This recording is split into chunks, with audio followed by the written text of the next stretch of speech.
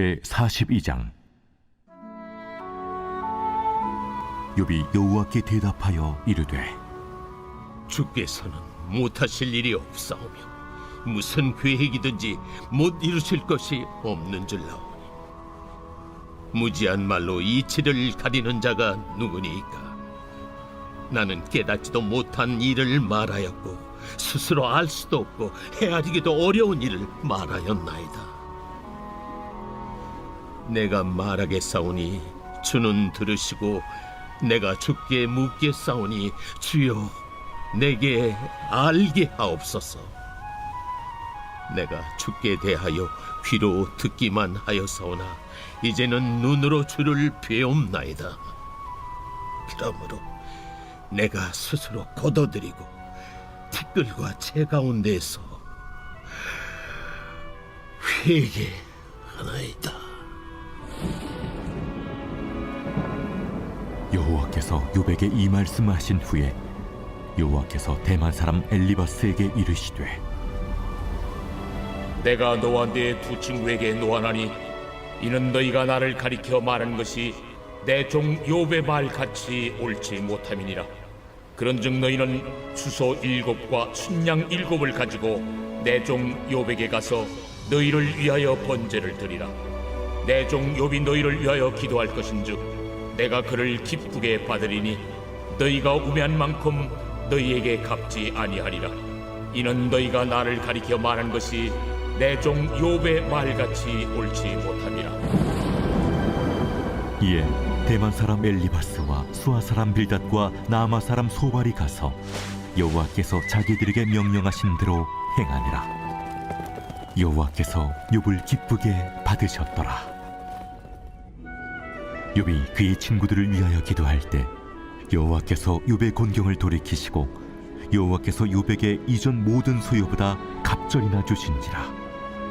이에 그의 모든 형제와 자매와 이전에 알던 이들이 다 와서 그의 집에서 그와 함께 음식을 먹고 여호와께서 그에게 내리신 모든 재앙에 관하여 그를 위하여 슬퍼하며 위로하고 각각 게시타 하나씩과 금고리 하나씩을 주었더라.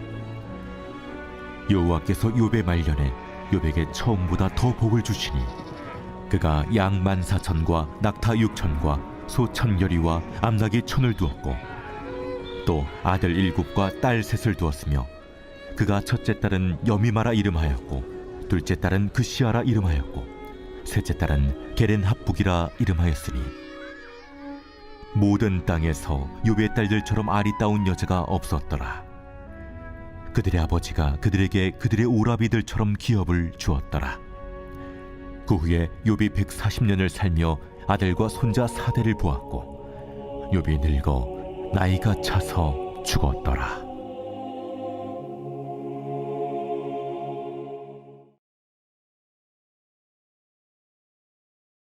할렐루야.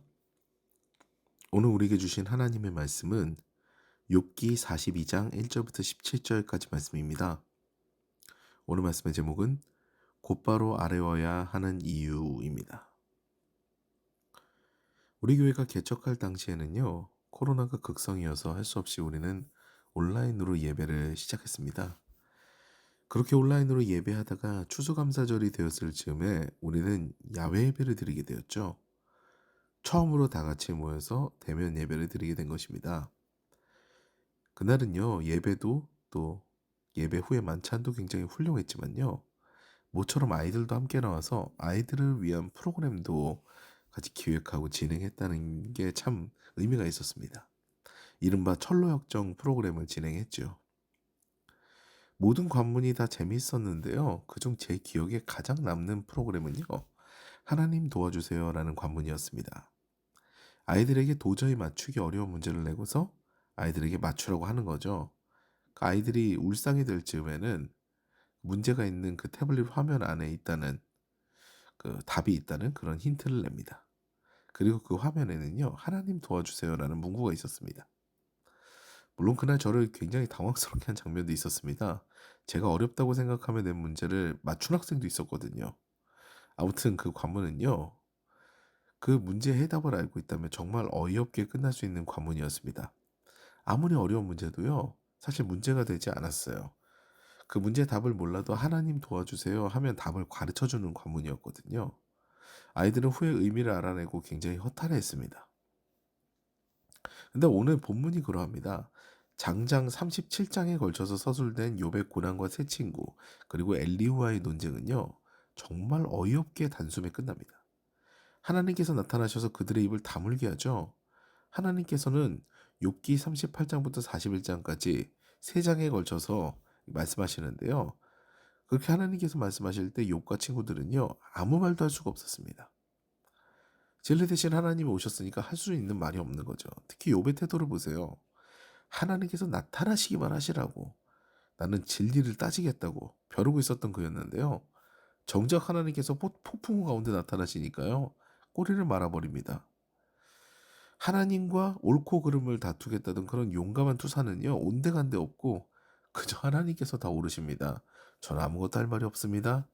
그저 입은 다물고 귀는 열겠습니다. 그동안 귀로만 들어왔던 주님을 눈으로 봤습니다. 편견 가운데 있었던 저를 용서하소서. 뭐 이러는 거죠.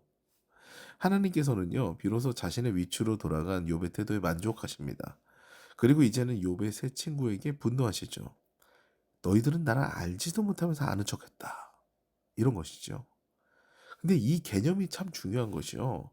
욥의 세 친구가 욥과의 논쟁에서 그린 하나님은요. 우리가 익히 인식하고 있는 그런 보통의 시각을 가지고 바라보는 하나님과 크게 다르지 않다라는 거예요. 선한 자를 선대하시고 악한 자를 처벌하시며 정의와 공의를 행하시는 하나님. 보통 우리는 하나님 이렇게 생각하잖아요. 그런데 하나님께서는요. 너희들이 틀렸다라고 하시는 거예요. 이게 우리에게 큰 통찰을 가져다 주는 겁니다. 이른바 하나님은요. 사람이 생각하는 원인과 결과 그 인과율에 묶인 분이 아니시구나라는 생각을 갖게 한다는 겁니다. 그래서요. 욥기를 자세히 보면은요. 우리는 욥이 뭔가 회개하고 난 다음에 하나님께서 당연히 결과를 주셨다라고 착각하면서 끝날 수 있는 그렇게 오해하면서 끝날 수 있는 소지가 있지만요. 그렇지 않아요.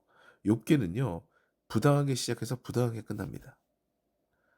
욥은 원래 욥의 그런 태도로 인해서 복을 받은 게 아니에요. 그것과 상관없이 하나님께서 사랑하셔서 복을 주셨고요. 그리고 알 수 없는 가운데 고난을 당해요. 계속 부당합니다. 그리고 알 수 없는 가운데서 다시 축복을 배로 받아요. 욥이 뭔가 대단한 것을 행해서 하나님께서 다시 복을 주셨나요? 그렇지 않았습니다. 욥은요. 전 재산 날렸고요. 그저 전염병이 난 온몸을 기와로 긁으면서 친구들과 논쟁하며 하나님을 비판하는 삶을 살았어요. 오히려 벼락을 맞았어도 할 말이 없습니다. 그런데 현신하신 하나님께 겸허하게 자신을 낮추고 하나님의 존재를 인정하니 굉장히 부당한 축복을 받습니다. 그는 오히려 하나님을 굉장히 원망하고 비판했는데 불구하고 이전 모든 소유보다 갑절을 누리게 되죠. 이게 하나님의 법칙이에요. 하나님은 인간의 인과에 묶인 분이 아닙니다. 여러분 우리가 현재 누리는 것은요. 사실 부당한 거예요. 우리가 뭔가 노력해서 얻은 게 아니거든요. 우리는 그럴 수 있는 존재가 아니에요. 하나님께서 우리에게 생명을 주셨고요. 이 땅을 주셨습니다. 그리고 지금도 하나님께서는 돌보고 계셔요. 결코 우리를 내버려 두시지 않습니다. 그래서 그 은혜를 아는 자가 중요한 거예요. 그 은혜를 아는 자는요. 나의 옳음을 주장하지 않습니다. 나의 행위를 주장하지 않아요. 그저 문제가 생기게 되면요. 바로 하나님께 엎드려요. 그리고 그렇게 하나님께 엎드리는 자를 하나님께서는요. 굉장히 부당한 축복으로 채우시는 분이신 거죠. 이것이 우리가 곧바로 하나님께 모든 것을 아뢰어야 하는 이유가 됩니다. 그리고 그 하나님의 잣대로 공평을 경험한 사람은요. 세상의 관습에 매이지 않습니다. 세상의 그 인과를 생각하면서 그대로 살아가지 않아요. 욥을 보세요. 이제는 하나님의 뜻대로 살아갑니다. 그 당시 욥은 굉장히 오래된 사람이거든요. 근데 그 당시 아들과 딸을 같은 대우로 하는 사람은 없습니다. 기업은 아들들의 몫이라는 것이 세상의 정서고요. 세상의 인과예요. 그런데 15절 말씀 보세요. 모든 땅에서 욥의 딸들처럼 아리따운 여자가 없었더라. 그들의 아버지가 그들에게 그들의 오라비처럼 기업을 주었더라. 이 텍스트도 우리가 잘못 이해하면은요. 욥의 딸들이 너무 아름다웠기 때문에 욥이 똑같이 기업을 줬더라가 이렇게 해석을 하는데요. 그게 아니라 그렇게 아리따웠고 그리고 그것과 상관없이 그들의 아버지는 그들에게 그들의 오라비처럼 기업을 줬다. 공평하게 되었다라는 거예요. 욥은 세상의 인과에서 벗어난 거죠. 하나님의 방법대로 동일하게 살아가는 것을 실천합니다. 사랑하는 여러분, 우리가 인생에서 파도를 만나면요, 이리저리 그 파도를 피해보려고 애를 씁니다. 그리고 하나님께서 나의 생각대로 역사하시지 않는다고 불평할 때가 있죠. 특히 믿음 생활을 더 열심히 하는 분들은요, 더 하나님과 정의를 견주려고 합니다. 하나님, 제가 이렇게 신앙생활 하는데요. 제가 이렇게까지 하나님을 섬겼는데요. 이러면서 왜 하나님께서 이런 인생을 허락하십니까? 라고 불평하죠. 그런데 가장 빠른 기도 응답의 비결은요, 그저 모든 문제의 해결을 주님께 맡기는 거예요. 무엇이 옳고 그른지는 하나님께 중요하지 않아요. 하나님 자체가 정의이시기 때문입니다. 오늘도 전능자 되신 하나님께 사소한 것 하나도 모두 아뢰면서 이제는요, 인생의 문제에서 자유하시는 저와 여러분 되시기를 주님의 이름으로 축원합니다.